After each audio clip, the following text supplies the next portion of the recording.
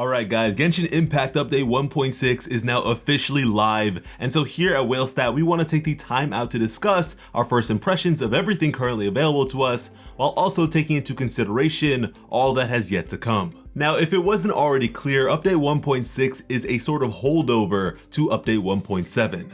And with that in mind, to some this may feel like a bit of filler content, which I won't deny that it is, but even still, to me, this is a shining opportunity. This is something you do not want to miss out on. You see, the contents of Update 1.6, particularly the Midsummer Island Adventure, is a limited time event. The contents to be found here will not be available to us past Update 1.6, and there is a lot to accomplish and obtain here, so you do not want to miss out. Admittedly, during Update 1.5, especially towards the end of it, I started to trail off in my playtime. Now, arguably, due to extenuating circumstances and work stuff, I was sort of taken away from the game a bit. I wasn't able to put that same level of focus, but even still, if I was really drawn to anything, I'm sure I would have made it work. Windtrace, Minitomo, whatever that pre-made team event was, yeah, I didn't do any of those. I tried them, I touched onto the Windtrace especially, I did the pre-built team, I totally ignored the Minitomo.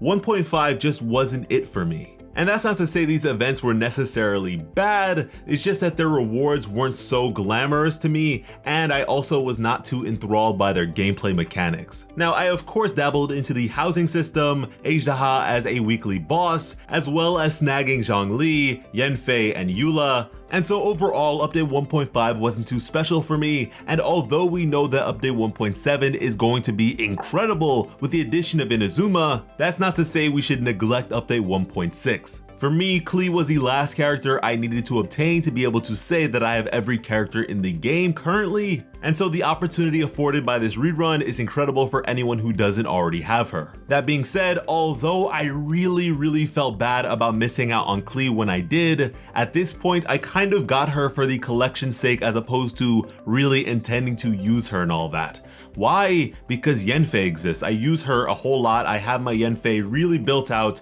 so to build up a Klee who kind of fulfills the same role isn't exactly something that I feel I really need to do. But don't get me wrong, I intend to build all of my characters up at some point, it's just that she's going to be lower on the list, despite how fun her gameplay seems to be. In regards to the story elements of the Midsummer Island Adventure, it's nothing too crazy, it's kinda just fun, having a good time. It is literally a filler beach episode of an anime. But even still, I feel the need to express that I have yet to skip any of the cutscenes associated with this event thus far. And maybe a bunch of you never skip the cutscenes, but for me, I definitely used to skip like everything at the beginning of the game. I started to shift around when I decided to get more into the lore of the world and such, but certain things I just have to skip through, and this, it was a breeze. It didn't feel too sluggish, it didn't feel like too much, it was simple to comprehend and follow, and it was just a good time. For comparison's sake, during 1.5, I love Yanfei as a character, but her story, oh my goodness, I was just skipping everything. It got so boring so fast. And let me just say that when it comes to skipping events, if any of the events that I have skipped in the past included a crown, I would have never skipped them, and that is why you should not skip this event. You should at the very least go in, get your crown, and get out. If that's all you need to get, if that's all you want, then more power to you. And the rewards overall for this event are very rewarding, truly. From the chest, you can get some fat experience books, you can get primo gems, soon to be exclusive furniture, skill books, a new weapon, weapon ascension materials, the aforementioned crown, weapon prototypes, and the list goes on. There is no reason to skip out on all these rewards. And these rewards are going to be very important because of course we want to be as prepared for 1.7 as we possibly can be. Now, Update 1.6 is also the first update to introduce skins into the game. And in order to get that free barber skin, you are going to need to hunt down some collectibles associated with this event, which will be coming out in waves. You can't do it all in one go, you kinda have to let it play out. But even still, I was able to clear out one of the event shops very quickly. This is a more lighthearted event that just about anyone should be able to reap the total benefits from.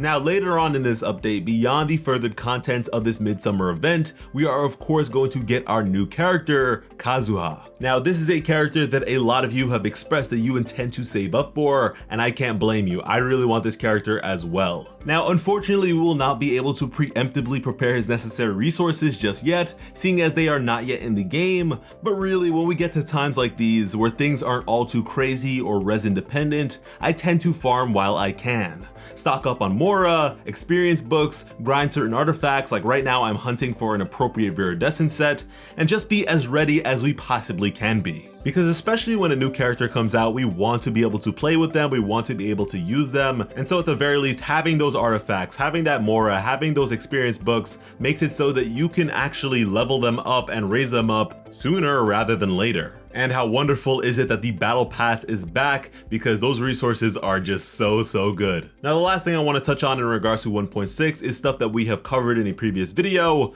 but there are some quality of life changes to be found here that are very nice. We have quality of life changes to both the co-op mechanics as well as the Serena teapot. Being able to add your favorite characters to your teapot, as well as not having to back out of our conversation with Tubby every time we want to switch our designation, is wonderful. Oh, and those 2 extra rooms in our estate don't hurt either. Being able to find our friends on the map a whole lot easier is great, and being able to craft things while we are sharing the world with someone else feels like it should have been here a long time ago, but I am grateful that it is finally here. But yeah, that's just about everything we need to cover. Let us know what you guys think about update 1.6 thus far, and additionally how you feel about everything else that has yet to come. And while you're there, go ahead and subscribe to Whalestat with notifications on, as we are swiftly approaching 15,000 subscribers already, which is just mind-blowing. Thank you guys so much for the support. We intend to continue diving into this game that we all adore together, so hopefully you are here for that.